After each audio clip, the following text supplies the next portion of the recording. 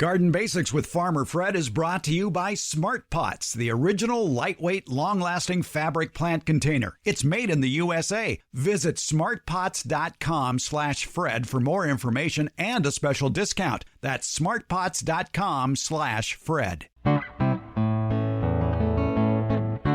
Welcome to the Garden Basics with Farmer Fred podcast. If you're just a beginning gardener or you want good gardening information, well, you've come to the right spot. Today, we pay a return visit to the blackberry, raspberry, and boysenberry growing grounds of Sacramento County Master Gardener Pam Bone to find out what are the problems hitting gardeners' caneberry plantings this summer. And it turns out there's plenty of issues, both pests and diseases. Fortunately, there's a lot of easy ways to implement controls. Today, we're talking about solving your summer berry patch problems. We're podcasting from Barking Dog Studios here in the beautiful Abutilon jungle in suburban Purgatory. It's the Garden Basics with Farmer Fred podcast, brought to you today by Smart Pots. And we'll do it all in just a little bit over 30 minutes. Let's go. A while back, we visited Pam Bone, Sacramento County's original master gardener, in her berry patch. She gave us a lot of great information about caring for berries. If you want to hear that, go back to episode 182. So we wanted a midsummer update on how her blackberries and raspberries and other caneberries are doing.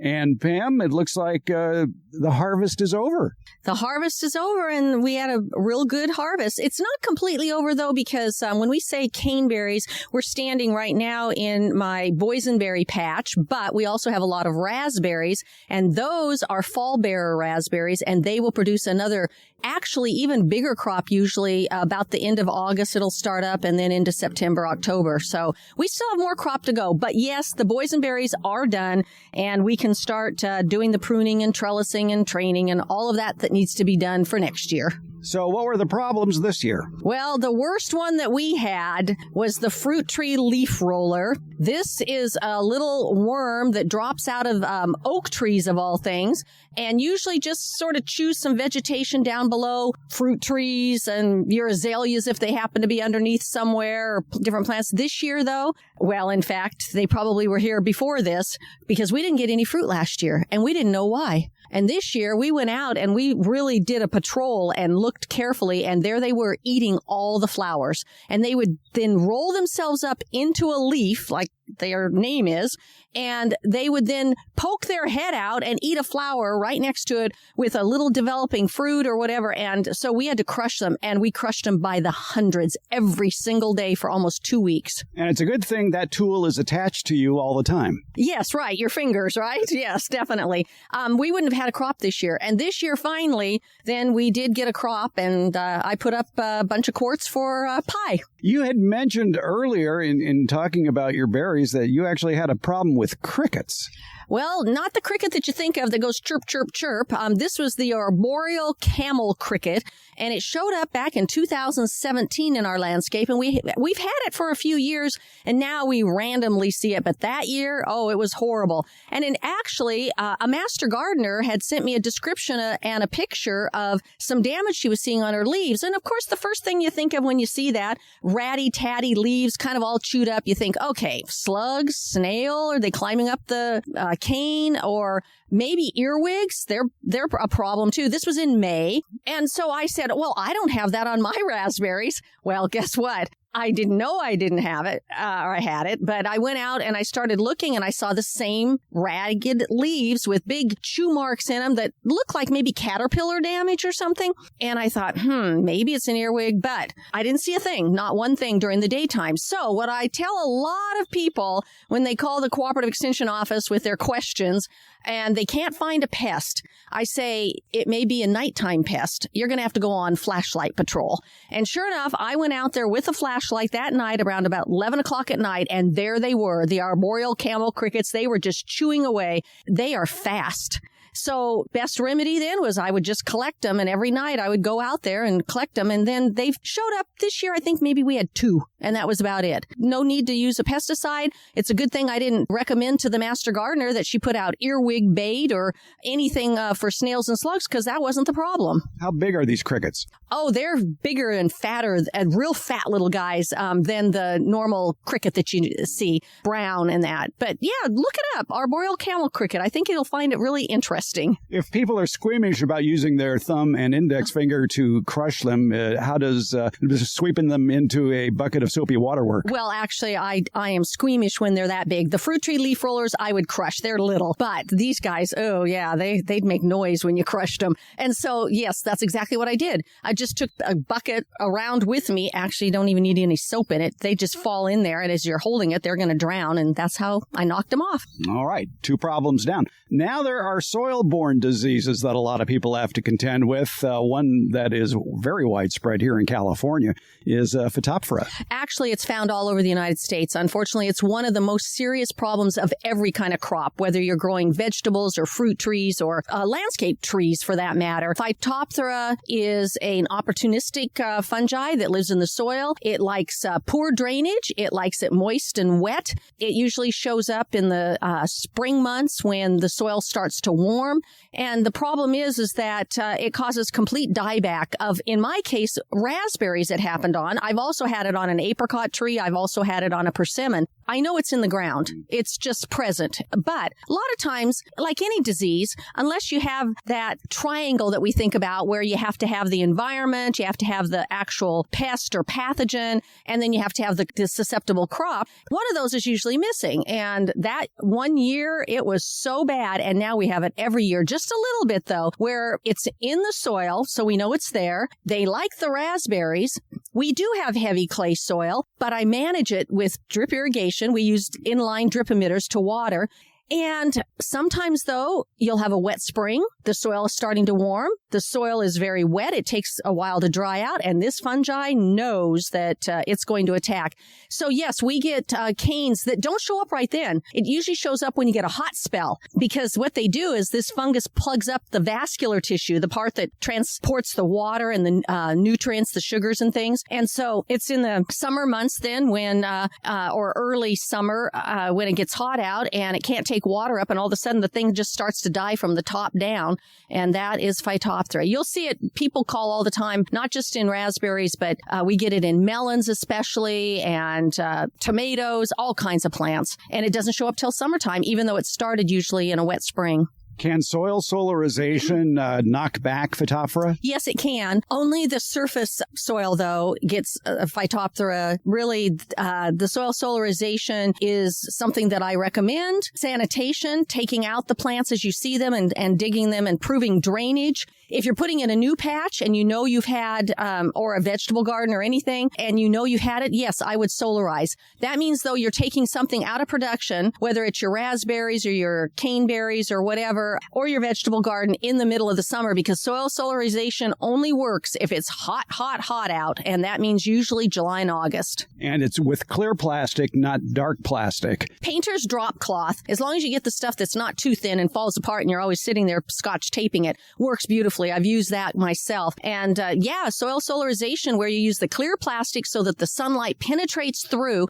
The soil is nice and moist. You put down the thinnest plastic that you can put down without it tearing to pieces, and you secure the edges so that it stays moist and it's nice and warm under there, and you'll solarize all kinds of things. You won't just solarize for Phytophthora. You'll also get rid of quite a few weed seeds too, and weeds. For those who don't have warm summer areas, I should say hot summer areas, does doing it later in the year, maybe fall, with black plastic, would that help control Phytophthora? No, you have to have the clear plastic. And I think most people, if you leave it on long enough and you start maybe in June and you keep it through the summer months, you're going to probably have enough heat that will build up under there if it's in the full sun. If it's in the shade, that is a problem. But unfortunately, berries don't do real well in the shade anyway. anyhow, they'll produce lots of flowers, but you won't get any fruit. You need it in the sun.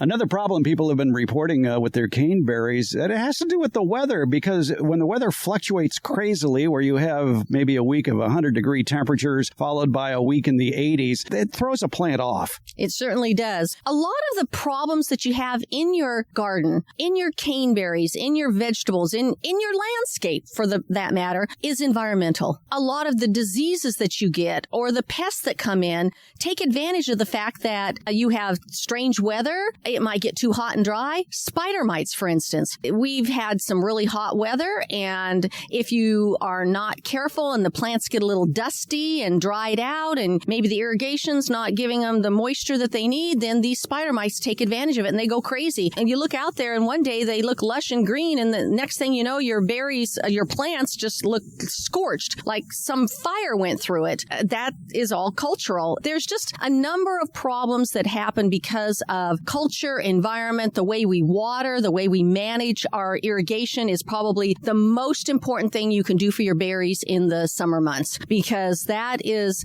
critical. They're setting a lot of the berries, especially your new canes and things that are coming up for your boysenberries and your nectar berries and your olala berries and everything. Those are setting fruit now. They're setting the buds in some of those canes, and you stress them now. You'll wonder, well, what happened next year when they're not producing very well? Well, it happened the year before. So you need to be really careful about watering and irrigation and checking. And I always tell people that if you're a real gardener, you know how to bend over. But sometimes maybe we forget. And I think people need to just learn to bend over and check their soil. Go out there and periodically, you go, oh, I'm used to my landscape. I know how often I set my clock, or I go out there and I put on irrigation, or it looks dry on the top, that kind of thing. And, every so often you've got to go out there. I use a soil tube, a soil probe that I have. It works really well. I know you really like those little soil meters, water meters that you push in. The expensive ones. The expensive ones that work, right. But just using your finger or a long screwdriver or a little trowel,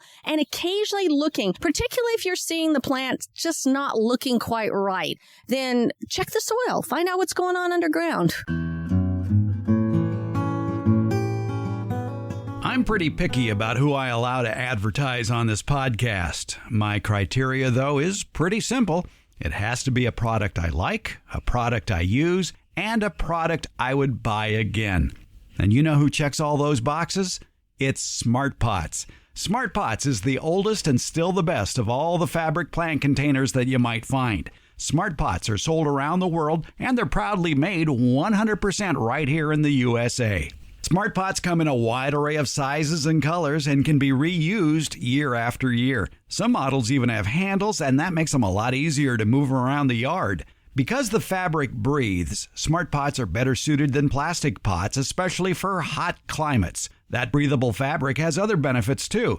Water drainage issues? Not with Smart Pots. Roots that go round and round choking the root ball like they do in plastic pots? Doesn't happen with Smart Pots. These benefits will help you get a bigger, better plant than what you've gotten in the past with the same size plastic or other hard container. Smart Pots are available at independent garden centers as well as select Ace and True Value hardware stores nationwide. To find a store near you or to buy online, visit smartpots.com/Fred. And don't forget that /Fred part. On that page are details about how for a limited time you can get 10% off your Smart Pot order by using the coupon code FRED, F-R-E-D. Use it at checkout from the Smart Pot store. Visit smartpots.com/Fred for more information about the complete line of Smart Pots lightweight, colorful, award-winning fabric containers. And don't forget that special Farmer Fred 10% discount. Smart Pots, the original award-winning fabric planter. Go to smartpots.com/Fred. Let's get back to our conversation with Sacramento County Master Gardener and Landscape Horticulturist Pam Bone. We're talking about summertime problems in your berry patch. The blackberries, boysenberries, raspberries. One big problem? Spider mites. The control for spider mites, then, I guess, would be a nice dose of overhead watering. Overhead watering really helps occasionally. Even though we're on a drip irrigation system, every so often we'll put up one of those wave oscillating, going back and forth sprinklers just to kind of wash the plants down. And the other thing is if you've got an active infestation, the best thing to do is go out there and blast it with a hose. You take a leaf rake or something and you lift up the leaves so that you can get underneath. You cut out any canes that are just really gone. And many of those are the ones that already bore earlier in the spring. So you can cut those out and they're just filled with mites anyhow. And so sanitation is really important too. And you can do that in the summer months where you don't need to wait till winter to take care of some of this stuff. Yeah, let's talk about those diseases or pests that if you prune it out, the problem goes away. Exactly. There are things that you can prune out, particularly, like the diseases and the insects, like spider mites technically a spider mite's not truly an insect, but an arachnid. Arachnid, it's related to spiders, but it's one of those things like mites they're like spiders. Go in and prune them out. Were you thinking of a particular one that you've had a problem with? I was thinking of raspberry horntails. Oh, all of the cane borers and the raspberry horntails. Yes, they go to roses too, by the way, the raspberry horntails. Raspberry horntail and other cane borers often just bore right through the pith or through the middle. And many times you can just go in and look to see how far they've gone down. With the raspberry horntail, it's easy because on your berries or even on your rows, the tip just droops and you go, what happened? It's wilting. So, of course, the first thing people think, I've got to water. It's not water. You go look a little more closely and then you start cutting back and you'll see then inside there is a little larva then that's tunneling down and you can cut it out. Cane borers, sometimes they're sneaky and they go in through the side. And so they're down further and they can go all the way through the cane and you want to get them before they go down into the whole plant and destroy it. But with raspberries and other caneberries and boysenberries and that, you can just cut out if you are worried at all. I like to cut it out only if you know that you're cutting out an old cane or one that you know has been infested. Again, you've got to be a detective with all these things. There are so many things that mimic what's happening out there. You could think, oh, it's because I didn't water enough, or there's something else going on. And so you've got to go out there and really check it out before you make a decision. And specifically before you spray any kind of a fungicide or an insecticide or other pesticide. With borers, then you would just be cutting that branch back until you see a solid center core. The tunnel is gone. Exactly. So just the little pith in the middle, usually many of them bore right down through the middle of that. And oftentimes you'll come across the little caterpillar inside there, or the little larva, I should say. And what you do is just prune it out then. That's the way to do any of the cane borers. That's the best way to do it. Another problem that people are reporting coast to coast in their caneberries is something called crown gall. What's that? Crown gall, unfortunately, is a bacteria, not a fungus this time. Crown gall forms these kind of knobby, warty, hard, woody-looking structures at the base of fruit trees. And with a berry, it would be right at the base of the cane and attached to the roots oftentimes. And we recommend just get rid of it. Take it out of there. And the whole cane? The whole cane. Get rid of it, and that it's in your soil and it's really hard to do too much about it. That way you try to want to plant where there is not crown gall if you can help it, because that's basically what you do. And you try to disturb the soil as little as possible. And you try also not to create any kinds of wounds. They come in through pruning wounds or on a fruit tree, for instance, not just a pruning wound at the base, but some people plant their fruit trees in lawns, which we don't recommend, and nick it with a lawnmower, and the crown gall will go in through that way. But with the berries, it's often in the soil, and we just take it out. Can you move it around using hand tools like trowels? Only if you're cutting away at the gall itself. So be really careful. That's why we should just use sanitation and you should get rid of it. We have seen crown gall on just a very few of our raspberries our boysenberries, and we just dug them out, and that was it. Not a problem. Crown gall also likes it nice and moist and wet too, so you got to watch that. Another problem people have, fortunately not here, knock on wood yet, Japanese beetles. No, we've had them in the area over the years, going back to when I first started with Cooperative Extension as an advisor. I remember back in the 80s, there were traps put out and people would call all the time with Hoplia beetles. that go to roses, and they look like little green beetles, but Japanese beetles are so much more beautiful, even though they're extremely destructive. And we've managed to trap them out of California. We don't have them here. Every time they come, they put up a quarantine and that. But boy, the rest of the United States, they have a real problem with Japanese beetles in many places. It's really serious. And the cure for that is, well, it's basically not a cure. It's a control, and that's soapy water. That's right. Just knock them off, spray them off, do whatever you can to get rid of them.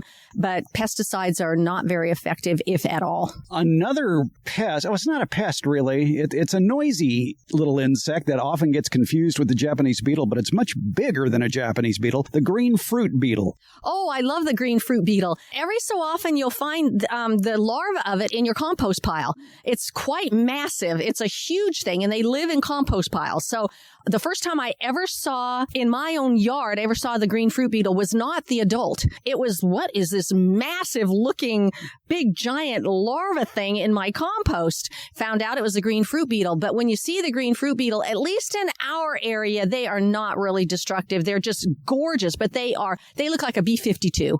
They are so big, and they're absolutely iridescent green color. So yeah, some people might think that they had Japanese beetles if they saw those, but no, these things are twice the size, maybe 3 times the size of a Japanese beetle. And they make one heck of a noise like a biplane when they fly. That was the first thing that startled me when I saw some in my tomatoes a few years ago. And yeah, I mean, they're not innocent. They will chew on fruit. Yes, they will. But we have a lot of fruit trees in our landscape, and I didn't see any damage from them at all. I didn't worry about it.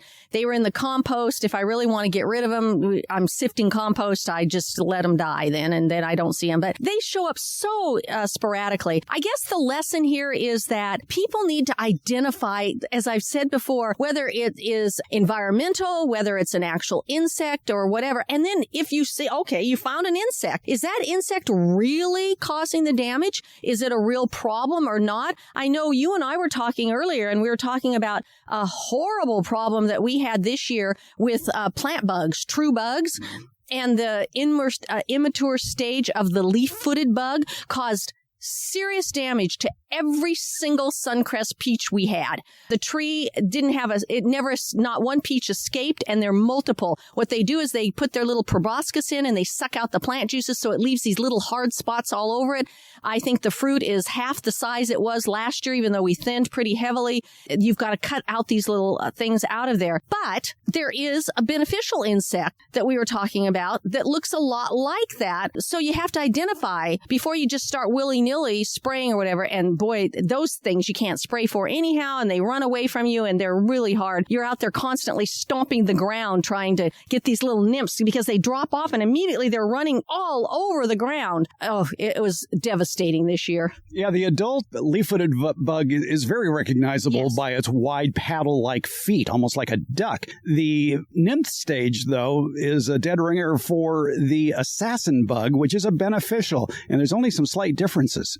That is true. The color, sometimes you'll see the red color start. You'll see a little red on it, but then you go, well, that could be a box elder bug. That could be a tarnished plant bug. Maybe those really aren't a problem. And so you don't know. No, those aren't good guys either. But on the other hand, they don't cause devastating damage, and you do treat them a little bit differently. Well, mostly you just ignore those. But it was a real problem. And this spring was just ideal for insect activity. What's nice, too, in the years that we've been gardening are the questions that come in from people, and the questions have changed. They used to preface the question with the phrase, what can I buy to control? And now it's more, what can I do to control? So if there's one advancement that I really like that has happened, it's this trend towards integrated pest management. I agree. Integrated pest management, where pesticide use is dead last. And you start with all the other things that you can look at, cultural, mechanical, hand picking, just like you were saying, sweeping things into a bucket, whatever, those kinds of things, making sure that you're planting in the right location, that the plants like it where they are and are happy. So there are just so many different integrated pest management techniques before you ever get to the pesticide. And then before you even use a pesticide, you make sure you I've said this so many times, identify the pest, because those people that do want to use pesticides oftentimes just go into a nursery willy-nilly and just say, oh, I've got such and such, and they start spraying whether or not they even have. Maybe it's not even an insect. Maybe it's a fungus. Maybe it's they didn't water right. Maybe it's because it's been really hot and it got scorched, or what, who knows what it could be. And then you start with the least toxic pesticide if you're going to do it. So integrated pest management isn't organic gardening per se, but it uses a lot of the principles of organic gardening before you ever even think of using a pesticide. Yeah, that's a mistake a lot of people make when they do buy an insecticide. They assume that the product will control whatever pest they have. They may not even see the pest they have mentioned on the label, but they figure, well, if it controls that, it'll control what I have. No, it has to be on the label. And actually, a really good one to look at is a disease that we get on our berries, anthracnose. It's found all over the United States. Some places it's worse than others. It has these little spots all over, or leaf spots. And sometimes they'll be purple, a little purple in the middle and kind of brownish on the outside. And so you'll see these leaf spots. And so people will go and look for, if they know it's anthracnose or a leaf spot, and go look for a product. So I was investigating what can you use for leaf spots, because I've had some definitely on our boysenberries. The anthracnose or the leaf spots. And there were a couple registered products here in California. I looked on the internet. I saw all kinds of products, but none of them were able to be used in California. They were things that just aren't registered here. So then I narrowed it down to 2 of these copper-containing products. Well, one of them doesn't even list anthracnose or leaf spots at all, though it did have berries or caneberries on it. And another one specifically had caneberries and leaf spot. You really should find the pest, you should find the plant, and you should know that that's what the fungus is that you have, and then you could spray for it. And part of read and follow all label directions includes using the dosage that they say to use. More is not better. That's exactly right. In fact, it can be toxic to the plant if you use at a higher level. It's not going to kill the pest anymore. They've worked that out, but you might fry your plant by putting it on too heavily, and time of year. Remember, if you're in an area where it's, well, if you didn't read the label right and you said, oh, this thing says leaf spots, I've had leaf spots, I'm going to go out and spray right now. And no, you didn't read the fine print. You're not supposed to use it except for in the dormant season, late dormant season, or when it's cool out. Mm-hmm. Otherwise, you'll come out and there won't be a leaf left on your boysenberry plant. Yeah, that's a very important point to make, especially in the summertime. There could be a warning on that product that says do not apply if temperatures are in excess of 80 degrees or when bees are present. Exactly. So you've got to determine. And 80 degrees, I get this question all the time from people. Well, does that mean that I can spray at night then? Will I have enough hours once it gets down to 80? And so how many hours are you going to have too, that it's not going to be above 85 or 90 degrees? Or whatever it says. The worst pests that we have, though, Fred, in this landscape, and I've been watching them the whole time. You can see it on the fence right there. It's a squirrel. Yes. My husband says that they are basically rats with pretty fluffy tails because they are horrible. And they have been trying the whole time we've been talking about these pests to get into our peach tree. We have netted everything with bird netting. And it's not mostly for the birds. Yes, the scrub jays will get in there. So we do have to net for them as well. We do have to net for the birds too, but it's mostly because of the squirrels. And they get in there and they're horrible. Rats will get in there too, but mostly it's the squirrels. It's awful. No cure for squirrels. There is the brown squirrel that I'm looking at is not a protected mammal in our area. No, we're not going to do anything about it. We're going to keep it out with the netting. However, you should know your own wildlife in your own area and know whether you're not even allowed to do something with them, because the gray squirrels here are a protected mammal, and you have to have a license and you have to get it from the proper authorities and all of that before you can then take them in some way. And the one thing you don't, some people, well, I don't want to kill the squirrel. Maybe you are legally able to kill these non-native squirrels because, they're so cute. So I'm just going to trap it in one of those live traps and then move it somewhere else. Well, that's illegal because you're just giving the squirrel to somebody else. It's out of its habitat. It may not live, but then it may also set up house in somebody else's landscape and start eating all their fruit trees. No doubt they will. Yeah, exactly. So anyhow, squirrels are another real problem. I would say because I'm here representing the Master Gardener program here in California, we have a fabulous resource, the Integrated Pest Management site of UC Cooperative Extension. I often tell people, just whatever it is, just Google UC IPM peaches, whatever, squirrels, earwigs, all the things we've been talking about today. And they will have some really excellent information about what to do culturally, environmentally, and pesticides if they are something that are warranted. Now, that's in California. If you're somewhere else, you want to go with your own cooperative extension or your own nursery professional and find out what's in your area. What problem? Don't rely on the internet to tell you something. And all of a sudden, I get more people that are sending me emails saying, Pam, we have such and such in our area now. And we don't. They found it on the internet. It's never been seen in our area. A lot of good information about berries with Pam Bone, who, by the way, is the keynote speaker at Harvest Day at the Fair Oaks Horticulture Center on Saturday, August 6th. It's a free event if you're in Northern California. Come on out to Harvest Day. We'll have a link in the show notes. It's a beautiful demonstration garden. You're sure to pick up some good tips, and you can visit their berry area. Definitely. And you can come out and learn about how to select a landscape tree for our changing climate. Pam, thanks so much. Thank you. On Friday's Beyond the Garden Basics newsletter and podcast, we continue our chat with Sacramento County Master Gardener Pam Bone about another berry issue facing gardeners this summer. What the heck can you do with all those berries you're picking? Pam has 3 great recipes that are easy to prepare, and they're a hit with everyone who has tried them. It's in the next Beyond the Garden Basics newsletter. It's out Friday, July 22nd. Find a link to it in today's show notes, or visit our website, gardenbasics.net. That's where you can sign up to have the free Beyond the Garden Basics newsletter delivered to your inbox each Friday. Also at gardenbasics.net, you can listen to any of our previous editions of the podcast, as well as read a transcript of the podcast episode you're listening to now. That's at gardenbasics.net.